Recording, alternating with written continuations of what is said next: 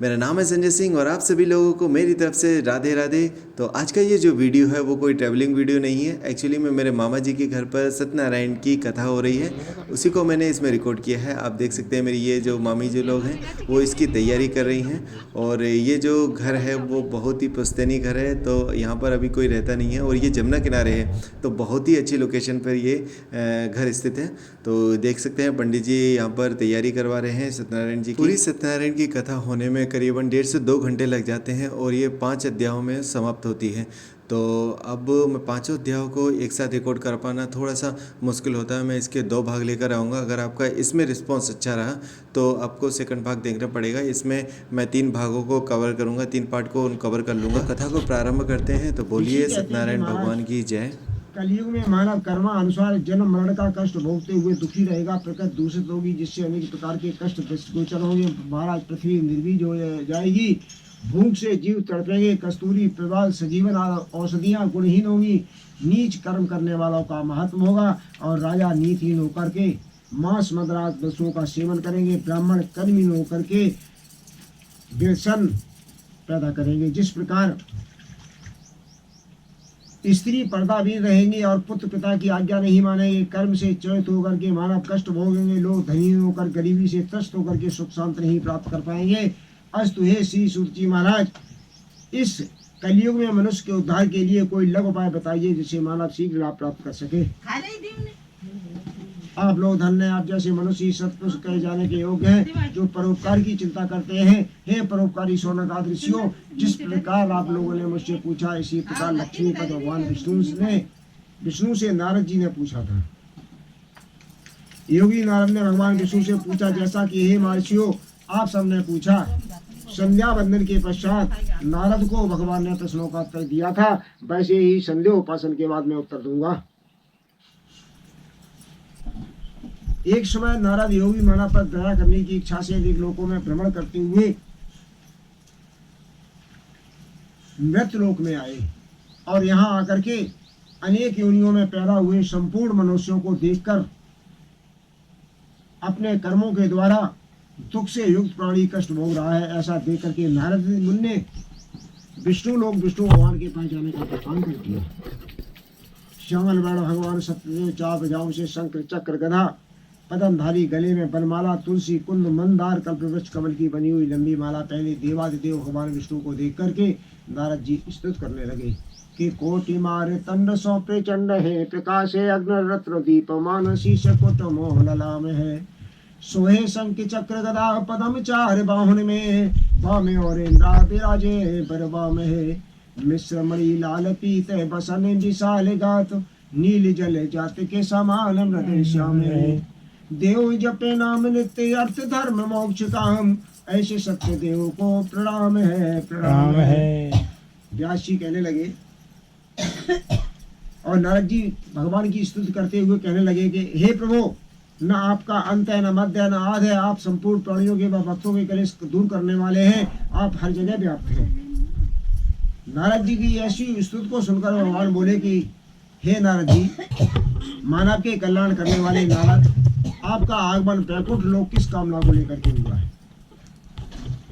हे महाभाग, आप मुझसे कहे, मैं उसका यथोचित उत्तर दूंगा। तो नारद जी क्या कहने लगे, मृत लोके जना सर्वे नाना कलेश समन्विता, नाना योनि समुत्पन्ना पच्यन्ते पाप कर्म भी।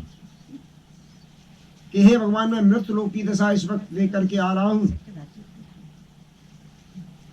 अनेक प्रकार कलेश से युक्त प्राणी 84 लाख योनियों का भ्रमण करता हुआ फिर इस 84 लाख योनियों के लिए चला जाता है। मानव शरीर में आने के बाद कोई अपना मोक्ष या अपना निदान नहीं निकाल पाता है। हे भगवान, समय के अनुकूल मानव कल्याण हेतु कोई छोटा सा उपाय बतावे जिससे दुख दूर हो, बस यही चाहिए। भगवान ने कहा, हे साधु हृदय वाले नारद, लोक हेतु उपकार की भावना रखते हुए तुमने कष्ट उठाया है, किंतु जो मानव साधु प्रकृति वाले वे होंगे, वे मोह से मुक्त होकर के संसार के सुख को भोग करके अंत में सत्य धाम पावेंगे। और नारद जी क्या कहने लगे, वही विकल खग मृग यही भांति, अपर कथा कैसे कही जाती। यह कलिकाल कठिन और गारी, पाप परायण सब नर नारी। जिस तरह से पशु पक्षी मृग इत्यादि जंगल में भूख से और प्यास से विकल हो जाते हैं, इसी तरह से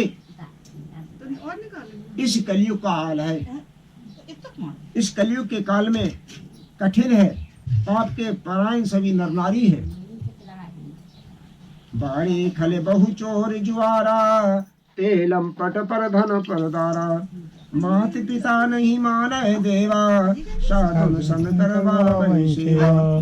अरे खर चोर जुआरी, पराये धन को हरण करने वाले, माता पिता को देव तुल्य न मान करके उनसे उल्टी सेवा करवाते हैं। और कोई संत पुरुष मिल जाए तो उन्हें सेवा करवाते हैं और डांटते हैं।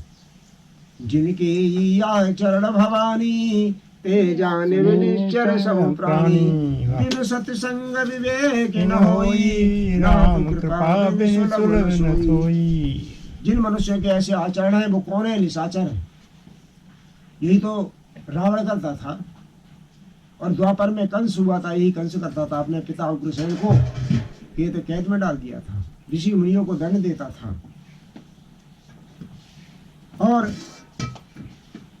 बिन सत्संग विवेक न होई, नाथ कृपा बिन सुलभ न सोई। बिन सत्संग, सत्संग किसे कहते हैं?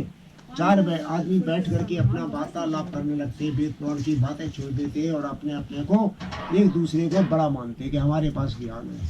इसको सत्संग नहीं कहते, ये तो अहम हो जाता है। ज्ञान की पंथ कृपाण की धारा, परत खगेश न लाई वाला। ज्ञान से अहम बढ़ता है, लेकिन सत्संग से क्या मिलता है? सत्संग, सत्य का संग। सत्य क्या है? संसार में केवल सत्य जो है परमात्मा है, बाकी का ये सारा संसार असत्य है। तो नारद जी ने कहा उन मनुष्यों के दुख दूर कैसे होंगे? दुख दूर तभी होंगे उन पर आप प्रसन्न होंगे। उन पर प्रसन्न कैसे होंगे? बस कृपा करके ये पर हमें दीजिए।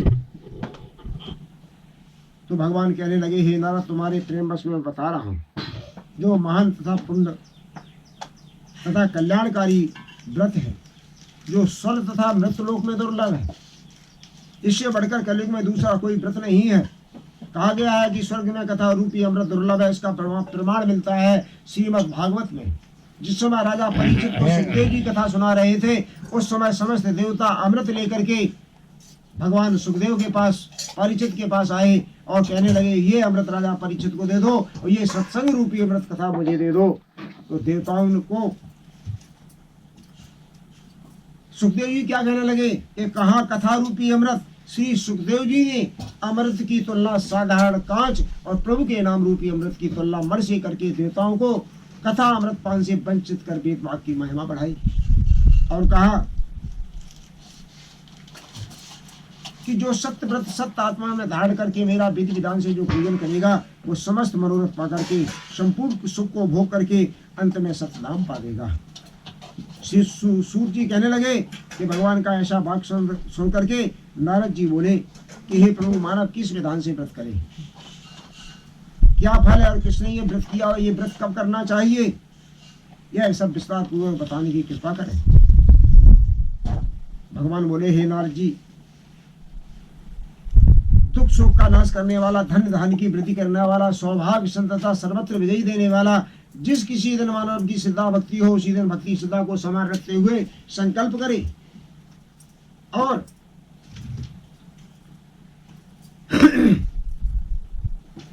श्रद्धा और भक्ति दोनों चाहिए। ऐसा नहीं कि माला तो कर में फिरे, जीव फिरे मुख माय, मनुआ तो चौदस फिरे, ये तो सुमरन नाय। भक्ति श्रद्धा को समान रखते हुए मानव कल्याण करेगा, तभी कल्याण होगा। भक्ति श्रद्धा के साथ फिर क्या करे? उसी दिन सायकाल कुटुंबियों व कुल पुरोहित को बुला करके धर्म में तत्पर होकर सत्यदेव की प्रतिमा स्थापित करें और भक्ति से सवाया भोग, गेहूं का आटा चाहे सिंगाड़े का चाहे चावल का चूर बनावे, क्योंकि भाव सहित नारद जी तुम जानते हो, आदर की चूनी भली जो पर से चितलाए, बिन आदर मेवा नहीं, मीठा नहीं सुहाए। दुर्योधन घर मेवा त्यागी, सागे पितुर घर खायो, शबरी के बेर सुदामा के तंदर रुच रुच भोग लगायो।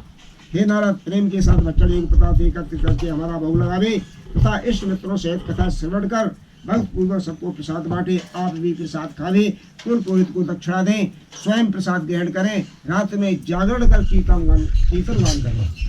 फिर जो जो कथा सुनने आया हो वह भगवान का स्मरण करते हुए अपने घर को प्रस्थान कर जाए।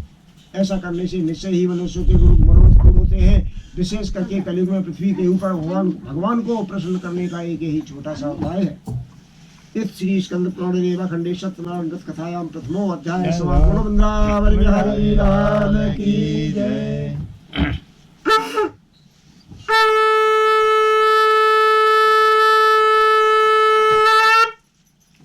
श्रीमन्नारायण नारायण नारायण चरणों दत ध्यान दियो न हरि गुण गायो। तीरथ कबहु भूल नहीं कियो, यज्ञ कियो नहीं विप्र जमायो। धाय मिलो नहीं सज्जन सोमति मंद, कबहु न कथा में आयो। या तन की गत या कीनी, जो प्रपंच में मानुष देह गमायो। नाम लेने का जब कभी विचार नहीं हुआ तो मुख से भगवान का नाम कैसे निकले। ध्यान जब देंगे तभी भगवान का स्मरण हो सकता है। स्मरण का समय सायकाल व प्रातः काल होता है।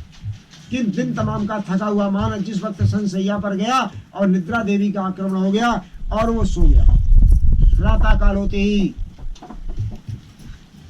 आंख नहीं खुल पाई, तकिया के बगल में तंबाकू की चुनौती खोजी और बीड़ी सिगरेट पीने वालों ने बीड़ी सिगरेट लगा ली। अब भगवान का नाम मुख से कैसे निकले। प्रातः काल और संध्या वंदन हमारे सनातन धर्म की दो परंपरा है। जिस घर में संध्या बंधन और प्रातः स्मरण नहीं होता है वहां राक्षसों का वास होता है। और यज्ञ तीर्थ यात्रा करने में सालों साल बिता देते हैं, सोचते हैं अब जाएंगे, नहीं व्यवस्था बनती है, कैंसिल हो जाता है। और यज्ञ हमारी सनातन धर्म में ये परंपरा थी। हमारी ऋषि माताएं नित्य यज्ञ किया करती थी। यज्ञ में कोई विशेष खर्च नहीं है। सबसे पहले अपने कार्य से निवृत्त होकर के, स्नान ध्यान से निवृत्त होकर के सात्विकी भोजन बनाओ। अपने आंगन में अग्नि देव को स्थापित कर 5 आहुति धूप दीप की दे दो अपने इष्ट मंत्र, गुरु मंत्र या भगवान के कोई भी मंत्र से, और 5 कौर जो सात्विकी भोजन बना वो भगवान को समर्पित कर दो। इसको कहते हैं नित्य यज्ञ। होली, दिवाली, रक्षाबंधन इत्यादि त्योहार मनाए जाते हैं। जिस समय दिवाली का त्योहार आता है बड़ी धूमधाम से साफ सफाई करके स्वच्छता से और बहुत सी मिठाइयां बना करके दिवाली का त्योहार मनाया जाता है। और रात को पूजन, शाम को रात को लक्ष्मी का पूजन करते हैं और विचार करते हैं कि हमारे घर में लक्ष्मी आ जाए।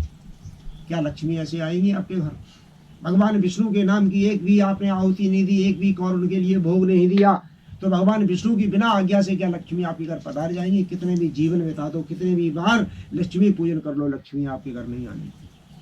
रात को 2 बजे से माता बहनें सूप बजाने लग जाती कि जाब दलोदर आव लक्ष्मी, पड़ोसी को भी नहीं सोने देती। पता नहीं जीवन में इतने कितने सूप तोड़ डालो लेकिन लक्ष्मी आपके घर नहीं आएंगी।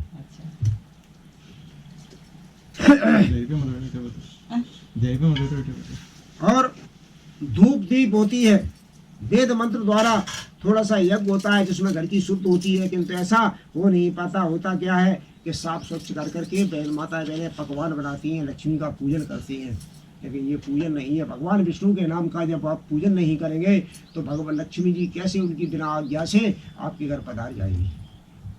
सज्जन पुरुष कोई दरवाजे आ जाए तो मिलने में कष्ट होता है, और कोई पीने खाने वाला आ गया तो उसको दूर से बुला लेते हैं, बैठालते हैं, ऑर्डर देते हैं, चाय बन के आती, चाय होती है, नमकीन बिस्कुट होता है और कहते हैं भैया कुछ हो जाए, बोले पैसे जेब में नहीं, बोले आधे आधे कर लो, एक आ जाएगा।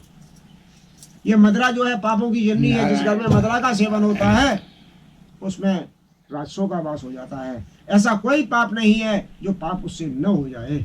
ये पापों की जननी है मदरा।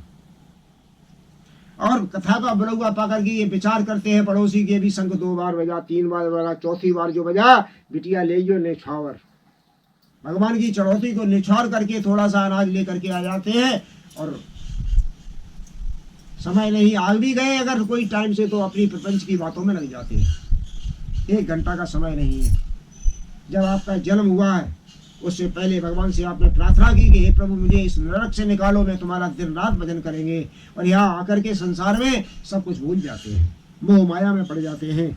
क्यों कि पूर्व जन्म में जो प्रारब्ध में आप रच करके आए हैं वही आपको भोगने में मिलेगा। और भगवान को कोई कार्य बनता बिगड़ता है तो भगवान को दोष देते हैं। सोचो, बड़े भाग्य मानुष तन पावा, सुने दुर्लभ सद्ग्रंथ गावा। 84 लाख योनियों का भ्रमण करके आप इस मानव शरीर में आए हैं। ये क्या है? 184 भरम के पौ पर अटकी आए, अब की पासा ना पड़ा तो फिर 84 जाए। वाह। ये क्या है? बहुत से लोग कहते हैं हमारे पास साधन नहीं है, हमारे पास व्यवस्था नहीं है। सब कुछ होते हुए भी ये मानव जो शरीर मिला है यही सब कुछ है। साधन धाम मोक्ष करे द्वारा, पाई न तेई परलोक समारा। साधनों का धाम और मोक्ष का द्वार ये हमारा जो शरीर मिला है, किसी की आवश्यकता नहीं है, न धन दौलत की आवश्यकता है। मोक्ष पाने के लिए सिर्फ प्रभु से अपनी डोर लगा दो। और कोई परेशानी होती है तो भगवान को दोष देते हैं। मकान बनाया तो मैंने बनाया, अगर एक ईंट टूट गई तो भगवान को दोष दिया, भगवान ने बहुत बुरा कर दिया। सो परत्र दुख पावे, सिर धुन धुन पछताए, कालह कर्मय ईश्वर मिथ्या दोष लगाए। समस्त ऋषि श्री सूक्ति से कहते हैं कि हे महाराज ये सुंदर कर्म का प्रसार कैसे हुआ, किसने किया, उसे क्या फल मिला, सो बताने की कृपा करें। हे ऋषियों, इसके पहले भगवान का पूजा प्रसार कैसे हुआ, किसने किया, किस भाव से। इसके उपरांत जिसने व्रत किया था उसका वृतांत कहता हूँ। काशीपुर नामक सुंदर स्थान में अति निर्धन गरीब एक ब्राह्मण रहता था। वह भूख प्यास से विकल हो सदा भिक्षा ही पृथ्वी पर घूमा करता था। ब्राह्मणों से स्नेह करने वाले भगवान भक्त वत्सल उस ब्राह्मण को दुखी न देख सके और बूढ़े ब्राह्मण का रूप धर आदर समेत उस ब्राह्मण के सामने आकर के पूछने लगे कि हे विप्र, पृथ्वी पर तुम नित्य क्यों हुआ करते हो? हे दुष्श्रेष्ठ, वह सब कारण मैं सुनना चाहता हूँ, सो तुम बताने की कृपा करो। तो ब्राह्मण बोला कि मैं बड़ा गरीब ब्राह्मण हूँ, भिक्षा के लिए पृथ्वी पर घूमा करता हूँ। हे प्रभु, इस ग्रस्त जीवन में आकर के फंस गया हूँ। ये गृहस्थी का जो जंजाल है ये पर्वत के समान कठिन है, इससे निकल पाना बहुत मुश्किल है। प्रभु, इसके लिए कोई उपाय बताएं। तो भगवान क्या कहने लगे? विप्र भगवान बोले कि सत्यदेव ही वांछित फल देने वाले हैं। हे विप्र, तुम उन्हीं की पूजा और उत्तम व्रत करो। दुख से मुक्त होने के लिए यही एक उपाय है। मानव को दुख से मुक्त कभी नहीं कर सकता है। तुम भगवान का पूजन करो। इस विधि यत्न पूर्वक वित्त का सब विधान विप्र धारण करने वाले भगवान बताकर आंखों से ओझल होकर के चले गए। सतानंद मन में दुखी होते हुए भगवान को खोज रहे हैं। सतानंद क्या सोचते हैं कि वृद्ध ब्राह्मण का व्रत बताने वाले भगवान जो आंखों से ओझल होकर के चले गए वो व्रत में अवश्य करूंगा। घर में आकर के सैयार पड़ा विचार कर रहा है कि घर में कोई धन नहीं है, ये व्रत कैसे किया जाए। प्रातः काल उठ करके नित्य क्रिया से निवृत्त होकर भगवान सत्यनारायण के व्रत करने का संकल्प लेकर के भीख मांगने को चल दिया। तो भगवान की कृपा से उस ब्राह्मण को बहुत धन मिला। तब तो है प्रसन्न होकर पकी हुई केले की फली, शक्कर, घी, दूध, गेहूं का आटा, सवाया सब चीजें इकट्ठा करके अपने घर गया। और किस विधान से भगवान का व्रत किया? गैया गोबर लाए करे आंगन दीन लिपाए, फिर कुटुंबियों के पास फिर दीन बुलहुआ जाए। फिर चौकी को डालकर पंच कलश दर दीन, भाव भक्त के साथ में प्रतिमा की आसीन। कदली खम मंगाए के पांचों दीने गाढ़, बंधन वार को बांध के 3 पता का ठाड़। नवग्रह स्थापित किए दीन गौर बैठाए, धूप दीप नैवेद्य से पूजन किया बनाए। भाव भक्ति भगवान को पंचामृत हनवाए, फल चूर्ण पकवान से दीना भोग लगाए। तांबूल पूंगी फल द्रव्य तथा बहु पुष्पों के साथ हृदय पटल को खोल कर चरण नवाए माथ। बेटा केला को पत्ता बाहर रखो, जाके मर गया, और सोच ही रहा था। क्या क्या कहने लगे, हम आप कोई व्रत कहते करते हैं, प्रसाद बोलते हैं, कोई पूजा बोलते हैं, तो उसमें कोई कामना प्रकट करते हैं अपनी पहले कि हे प्रभु मेरा ऐसा कार्य हो जाए तो मैं भगवान का पूजन करूंगा। चक्कू दो।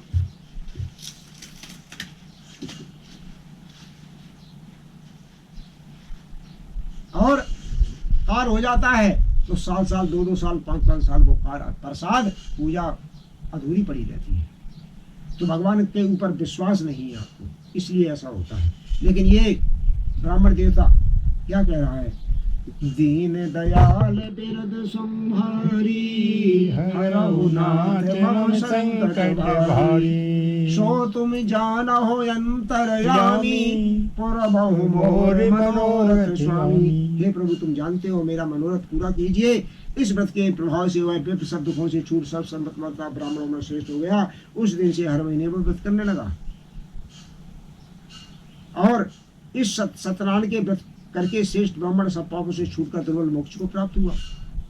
जो कोई भगवान के व्रत को भक्ति श्रद्धा के साथ करेगा वह समस्त मनोरथ पाकर के आनंद करेगा। हे ऋषियों, यही विधि भगवान सत्यदेव ने महात्मा नारद जी से वर्णन की थी। हे ऋषियों, वो मैंने तुम्हें बताया, अब आगे का और तुमसे क्या कहूँ। यह सुनकर के भगवान बोले, ऋषि कहने लगे भगवान से, उस ब्राह्मण से सुनकर इस पृथ्वी पर किसने व्रत किया था, इस समय मेरी सुनने की इच्छा है। यह सुनकर के सूत जी बोले, इस व्रत को पृथ्वी पर जिसने किया था उसका वृतांत सुनो। एक समय वही ब्राह्मण धन श्रद्धा पूर्वक सज्जनों से बंधुओं के साथ भगवान सत्यनारायण का व्रत कर रहा था। इतने में एक उसका मित्र लकड़ आया, लकड़ी बेचने वाला वहां आया, लकड़ी का गट्ठा बाहर धर ब्राह्मण के घर में प्रवेश कर गया। प्यास से पिघलता परंतु विप्र को व्रत करते देखा तो विप्र का सारा दृश्य देख करके सोचता है कि जो ब्राह्मण दरिद्री था आज ये बड़ा धनवान दिखाई पड़ता है। इसने कहीं गलत व्यक्ति की संगत में पड़ करके ये धन प्राप्त किया है। मित्र का कर्तव्य है कि मित्र के को गलत रास्ते में कभी न चलने दें। और आज के जमाने के मित्र कैसे हैं, जब तक पॉकेट में गर्मी है तो मित्रता है, और पॉकेट खाली हो गई तो मित्र के धक्का दिया, मित्र खाई में चला जाए, हम दूसरा मित्र देखेंगे। तो ऐसे मित्रों से सावधान रहना चाहिए। यह सुनकर के देख करके सारा दृश्य देख करके कहने लगा, हे मित्र क्षमा करना, मित्र के नाते मुझे नहीं रहा जाता है। आपने ये गलत व्यक्ति के संगत में पढ़ करके ये धन प्राप्त किया है। यह सुनकर के ब्राह्मण बोला कि क्षमा करना मित्र, ये सत्यदेव भगवान का व्रत सर्व मनोरथ पूर्ण देने वाला है, इसी के प्रभाव से यह सब धनमान मुझे प्राप्त हुआ है। ब्राह्मण से इस व्रत का महज सुनकर जल पीकर प्रसाद खाकर अपने नगर को चल दिया।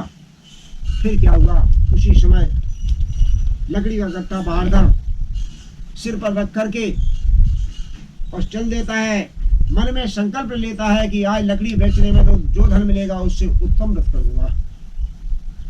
ऐसा विचार करता हुआ लकड़ी का गट्ठा लेकर के प्रभु की कृपा से ऐसे नगर में पहुंच गया जहाँ धनवान लोग रहते थे। उस दिन लकड़ी के गट्ठे को उसको दूने दाम प्राप्त हुए। तब तो है प्रसन्न होकर पकी हुई केले की फली, शक्कर, गेहूं का आटा, सवाया सब चीजें इकट्ठा कर अपने घर गया। अपने भाइयों को बुलाकर विधि पूर्वक भगवान सत्यनारायण का व्रत किया। इस तरीके से भगवान सत्यनारायण का अपने कुल पुरोहित को बुला करके व्रत किया और विधिवत विधान से पूजा करके भगवान का भोग लगाया। जैसा एक बार गोकुल ग्राम में भगवान सत्यनारायण ने अपनी महिमा नंद बाबा को दिखलाई थी। एक दिवस श्री नंद जी करे मना स्नान, तुलसी दल फल फूल ले पूजन को भगवान। आए घर में लौट कर जहाँ खड़े थे श्याम, तभी तुरंत श्री नंद ने पूजे सालिक राम। विधिवत पूजा की तब सुंदर पुष्प सजाए, मेवा बहुविध भोग की दीनी प्रभु चढ़ाए। मूंद नयन विनती करत कर जोड़े नदराए, पटे अंतर दे भोग को कहते लो प्रभु खाए। खड़े देखते थे वहाँ मोहन मदन गोपाल, हर्षित मन में देख कर पितु से किया सवाल। जब जे मत नहीं देवता देख रहे पितु आप, मुझको देना खिलाए क्यों करे बैठ तब जाप। नंद कहो ना कुछ तुम देव को, सुनो लला ये सुख धाम। ये मूरत भगवान की चीन ले निज ने। यह समझा कर नंद ने ध्यान धरा हो मोन, चीनो न घन श्याम को क्या जाने है कौन। लीलाधर लीला रची लीलाधर घनश्याम, आए सामने बैठ के बनकर सालिक राम। सालिक राम की मूर्त से बालक रूप दिखाए, नंद बाबा ये देख कर तुरंत गए घबराए। बालक रूप से तुरंत ही प्रकट हुए रघुनाथ, शंख चक्र गदा पद्म लीने, चारों हाथ बोलो वृंदावन में प्यारी लाल की जय। वो लगाओ तो इस तरीके से लगाओ जो भगवान को प्रकट होकर के लेने आना पड़े। ऐसे नहीं कि जबरदस्ती देवी देवताओं पे जाओ और जबरदस्ती ठूसो के लो खा लो। भगवान भाव के भूखे खाते रहिए।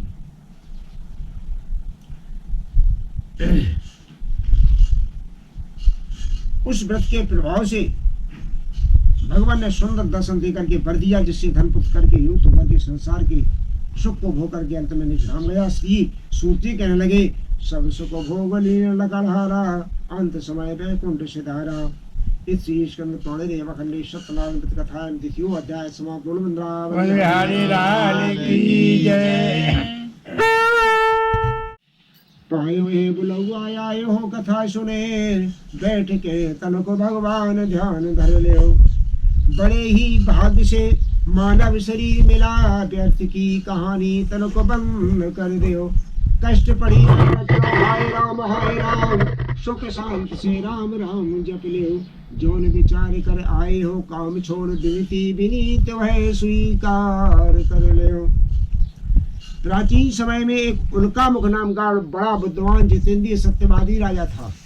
वह सदा देवालय में जाकर ब्राह्मणों को द्रव्य देकर संतुष्ट करता था। उस राजा की सुंदर कमल के मुख के समान पतिव्रता रानी थी। वह दोनों भद्रशिला नदी के किनारे भगवान सत्यदेव का पूजन कर रहे थे। इतने में एक साधु नाम का वैश्य व्यापार के लिए बहुत सा धन लादे हुए उस स्थान पर आया। जब कदली खम्भों पर दृष्टि पड़ी तो नाव को नदी के किनारे ठहराकर राजा के समीप जाकर के वैश्य कहने लगता है कि हे राजन, ये आप क्या करते हो भक्त पूर्वक। तो राजा कहने लगा है कि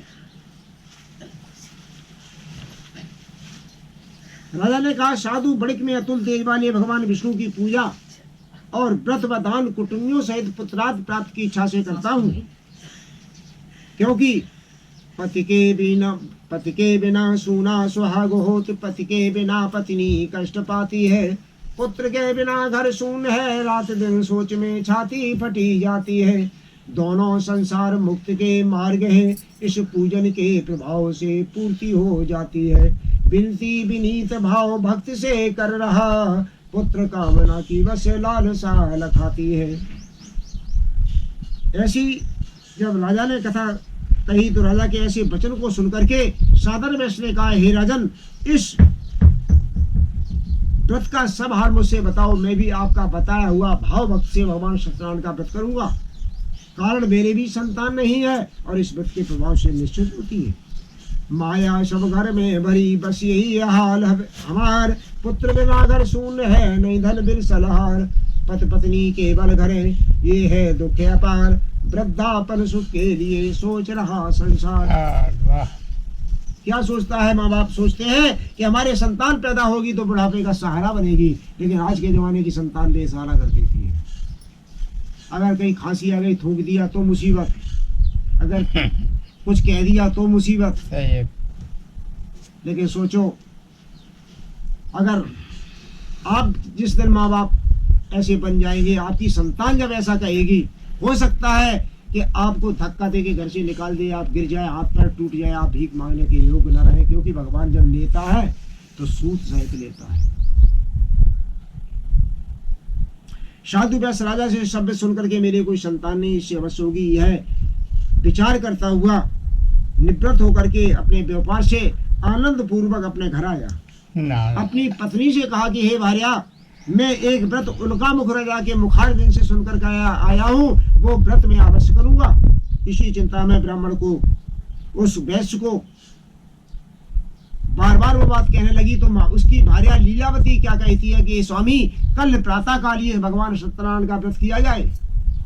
तो बनिया क्या कहता है कि अभी व्यर्थ में धन क्यों नष्ट करोगी, जब संतान पैदा होगी तब व्रत किया जाएगा। तो स्त्री ने कहा, क्या पुत्र से भी धन मूल्यवान है? लीलावती को विश्वास था कि संतान होगी। लीलावती के विश्वास पर भगवान प्रसन्न हो गए। इस विश्वास के प्रति एक प्रसंग सुना रहे। एक पंडित जी हमारे जैसे मथुरा में कथा कह रहे थे, हाँ, और गोकुल ग्राम से ग्वालिन दही बेचने आया करती थी। कथा बेच करके, वो दही को बेच करके और कथा स्थल से गुजरी तो पंडित जी कथा में क्या कह रहे थे? राम चरण पंकज और धरई, बिन प्रयास भव सागर सागर तरही। वाह। कलियुग के बलनाम यदा, सुमिर सुमिर नरि उतरहि पारा। क्या कहने लगे? इन शब्दों को सुनकर ग्वालिन बड़ी प्रसन्न हुई और मन में ये विचार करने लगी कि भगवान के नाम को लेने वाला भवसागर पार हो जाता है, तो हम 1 रुपया रोज नाव में क्यों खर्च करती रही। तो ग्वालिन ने यही विश्वास कर लिया कि आज यमुना ऐसे ही पार होना है। सो यमुना के निकट पहुंचती है, भगवान का स्मरण करती है, कालिंद्री मैया के चरण स्पर्श करती है, कूद जाती है। तो क्या होता है? परसत ही प्रभु चरण के यमुना ने दी राह, घुटनों तक ही रह गई जो थी भरी यथा। पल भर में ग्वालिन हुई कालिंद्री के पार, प्रभु की माया देख लो पहुंच गई वह द्वार। और क्यों न जगह मिलती?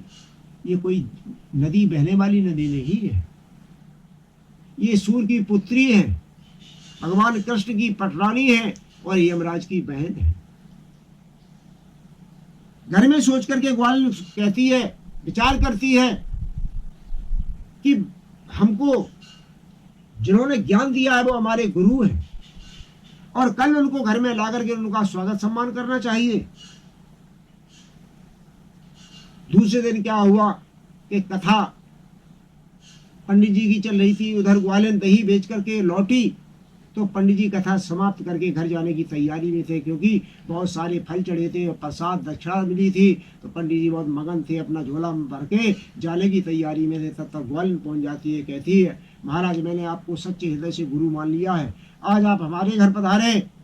कहाँ पंडित जी को जल्दी पड़ी थी। पंडित जी सोचने लगे कि ये ग्वालिन है, दही बेचने वाली है, इसके यहाँ दक्षिणा अच्छी मिलेगी, हम 2 घंटे बाद घर चले जाएंगे। चल दिए पंडित जी आगे, ग्वालिन पीछे।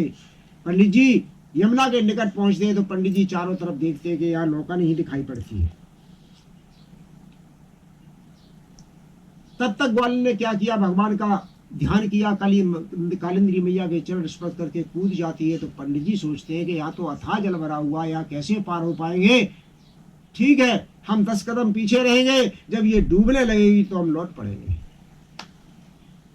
ऐसे गुरु से सावधान रहना। झोला टांगे बहुत से हमारे जैसे घूम रहे कि हमसे दीक्षा ले लो। और भागवतों में व्यास लोग रजिस्टर रखते हैं, एंट्री करते हैं कि हमारे पास इतने शिष्य हो गए। ऐसे से सावधान रहना, क्योंकि हमारे गोसाई बाबा ने आदेश किया है, हरहि न सो के शिष्य धन हरहि, सो गुरु घोर नरकमय परहि। वाह। ऐसे गुरु से सावधान रहना चाहिए जो डुबाने की सोच रहा है। गुरु डुबाने की नहीं सोचता है। गुरु गु और रू, गु माने अंधकार और रू माने प्रकाश। अंधकार से जो प्रकाश की ओर ले जाता है वही गुरु होता है। डुबाने वाले गुरुओं से सावधान रहना। हम 10 कदम पीछे रहेंगे, ये जब डूबने लगेगी तो हम लौट पड़ेंगे। कालिंदी मैया के चरण छू करके जो तो ग्वालिन कूद जाती है, पीठी से पीछे से पंडित जी जाते हैं। कुछ दूर चलने के बाद पंडित जी के मुंह में पानी चला गया, घबरा गए पंडित जी। कुछ उथले में पहुंचते हैं तो कहते हैं, एरी ग्वालिन पाए पड़त हो मुझको दे लौटा, रे ग्वालिन काहे रही तू मार, ये यमुना मैया अगम भरी है ना कर भवे पार, रे ग्वालिन काहे रही तू मार, रे ग्वालिन मुझको दे लौटा। परि उपदेश कुशल बहु तेरे, यहाँ गोसाई बाबा ने लिखा है, परि उपदेश कुशल बहु तेरे, जे आचरहिते नर न घनेरे। उपदेश देने वाले बड़े बड़े ऊंचे मन से लोग उपदेश देते हैं, लेकिन उस आचरण पर चल नहीं पाते। क्यों? उधर पूर्ति के लिए वो उपदेश देते हैं, अपने कल्याण के लिए नहीं देते हैं। अगर कल्याण के लिए देने लग जाए तो संसार में कथावाचक ना रहे। तो पंडित जी पानी हमने तुम्हें नहीं पिलाओ। नहीं, पानी लिया? नहीं बजे अगरबत्ती एक लीटर पी ले पहले। और लगा दे। अगरबत्ती लगा दे दोबारा। कहाँ है? सामने तो रखा है पैकेट। हाँ भैया। अगरबत्ती ये गोविंद है कर बोली ग्वालन क्षमा करो है ना, चलना है मेरे ग्राम गुरुजी, बोलो सीताराम गुरुजी, कह दो राधे श्याम। पंडित जी घबरा गए कि आज हमें ये जिंदा नहीं छोड़ेगी। बहुत दिन आयो उपदेश दिया है, ना ये उपदेश सुनावे, छोटे छोटे घर माँ बच्चा तू न मोए डुबावे, ग्वालन बख्शो जान हमार, ग्वालन कौन करेगा पार, एरी ग्वालन पाए पड़त हो मुझको दे लौटार, ग्वालन काहे रही तू मार। देखो लालच में पतन हो जाता है। कहाँ गुरु के चरणों में शिष्य को पढ़ना चाहिए, कहाँ गुरु कह रहे हैं कि एरी ग्वालन पाए पड़त हो। तो झपट के हाथ गुरु का पकड़ा, मेरे चरणों की दासी, नाम नाओ तुमने जो दीनी नित में आती जाती, गुरुजी भूल गए वो नाम, गुरुजी बोलो सीताराम, गुरुजी कह दो राधे श्याम। लीलावती को विश्वास था कि ग्वाल की तरह पूर्ण विश्वास था, और बनिया का वचन सुनकर के लीलावती उत्तर न दे सकी, चुप हो गई। वह पति प्रसन्न चित्त पति के सहयोग द्वारा सत्य की कृपा से गर्भवती हुई। फिर 10 मास पश्चात उसके एक सुंदर कन्या उत्पन्न हुई। वह कन्या दिन दिन ऐसी बढ़ने लगी जैसे शुक्ल पक्ष का चंद्रमा बढ़ता है।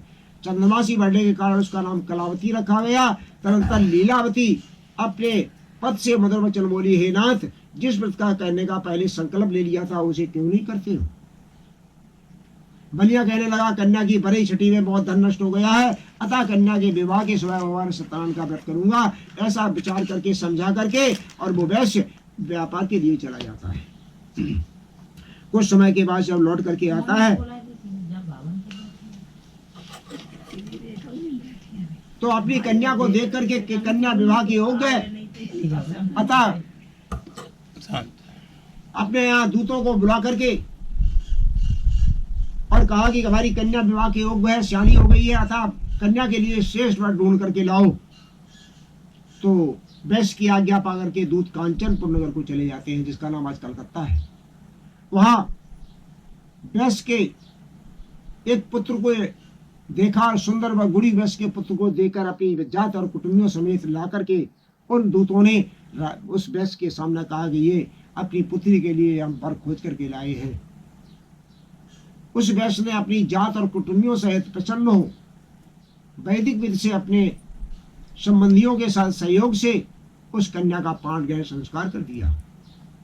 और विवाह के समय वह बनिए ने भगवान सत्यनारायण का व्रत करना भूल गया, जिससे भगवान रुष्ट हो गए।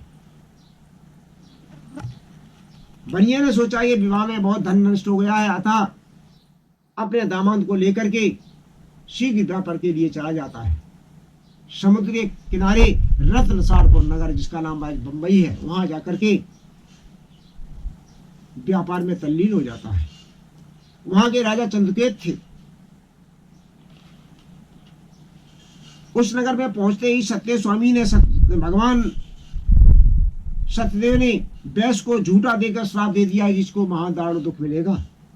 एक दिन राजा के धन को चोरों ने लाकर के वहीं रखा जहां वो दोनों वैश्य ठहरे थे। इसके उपरांत राजा के दूतों को आता हुआ देखा तो उन वैश्यों ने धन को वहीं छोड़ दिया और गायब हो गए। फिर सज्जन वैश्य के पास राजदूत आए। राजा के द्रव्य को वहां देख करके दोनों वैश्यों को बांध ले गए। हर से दौड़ते दौड़ते राजा के पास जाकर के ये दूतों ने कहा, ये 2 चोर हम लेकर के आए हैं, देख करके आज्ञा दो। तो राजा की आज्ञा पाते ही दूतों ने झट दोनों ससुर और दामादों को खूब कसकर बांध बिना बेचारे जेल खाने में डाल दिया। और सत्यदेव की माया से किसी ने उनकी बात भी न सुनी तथा राजा ने उनका सब धन ले लिया। इधर वैश्य की स्त्री अति दुखी हुई। घर में जो द्रव्य था वह चोर चुरा ले गए। वैश्य की स्त्री आदि व्याधि मानसिक और शारीरिक कलेशों से युक्त और भूख प्यास से विकल अन्न की चिंता में कर घूमने लगी। एक दिन कलावती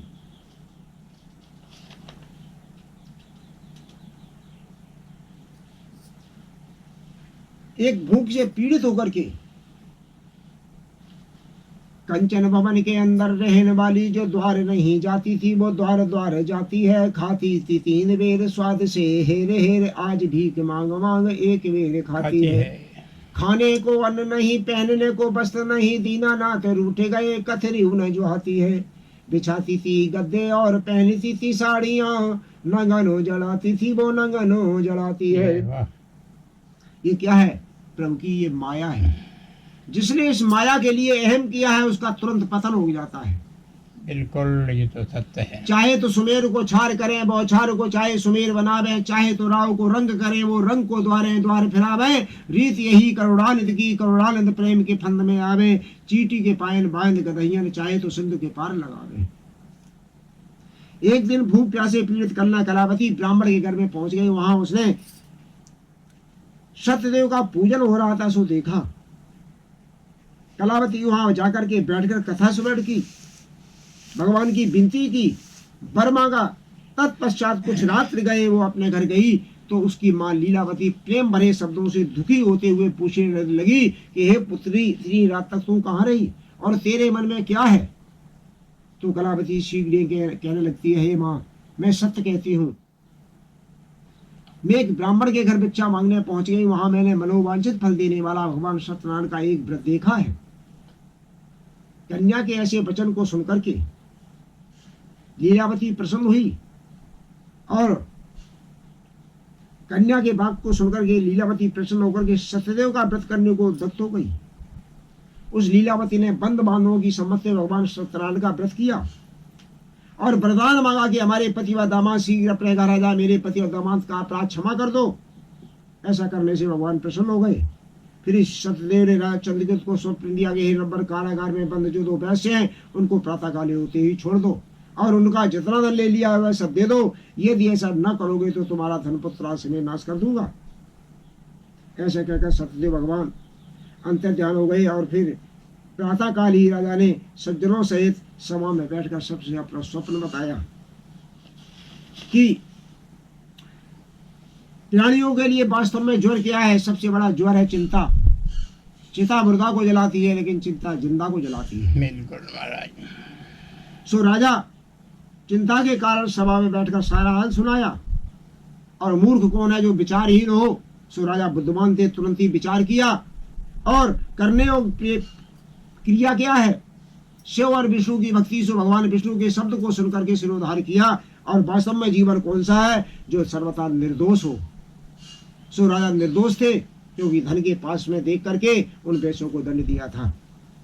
राजा ने उन दोनों वैश्यों को, निर्दोष वैश्यों को जेल से निकाल लेने का हुक्म दिया। इधर दूत सुनकर के दोनों वैश्यों को, दामाद ससुर को जेल से निकालकर चल दिए। इधर साधु वैश्य अपने दामाद से क्या कह रहा है कि हे पुत्र, जेल में बंद रहे, घर द्वार तुम्हारा छूट गया। अब राजा के मन की को जाने, संसार से नाता टूट गया। बेटा आज फांसी मिलनी है, आज विधाता रूठ गया है। दूत लोग नम्र होकर के राजा से बोले, दीजिए दोनों वैश्यों की बेड़ी अलग कर ले आए। दोनों वैश्यों ने राजा को नमस्कार करके पहले चरित्र को याद भय से विवरण होकर के कुछ न बोले। राजा उन दोनों को देखकर आदर सहित बोला कि भाग के वश तुम्हें महादुख मिला है, अब तुम्हें डरना ठीक नहीं। फिर उनकी बेड़ियां काटकर हामत बनवाई, वस्त्र आभूषण देकर वचनों से संतुष्ट किया तथा जितना धन पहले ले लिया था उससे दूना धन दिया और कहा, हे महाजनों अब अपने घर जाओ। राजा को प्रणाम करके दोनों वैश्य के बोले, क्या आपकी कृपा से चले जाएंगे? यह कहकर ससुर दामाद दोनों वैश्य अपने घर के लिए प्रस्थान कर गए। इस श्री स्कंद पुराणे रेवाखंडे सत्यनारायण व्रत कथायाम तृतीयो अध्याय समाप्त। बोलो वृंदावन बिहारी लाल की जय, बोलो सत्यनारायण भगवान की जय। श्रीमन नारायण नारायण नारायण।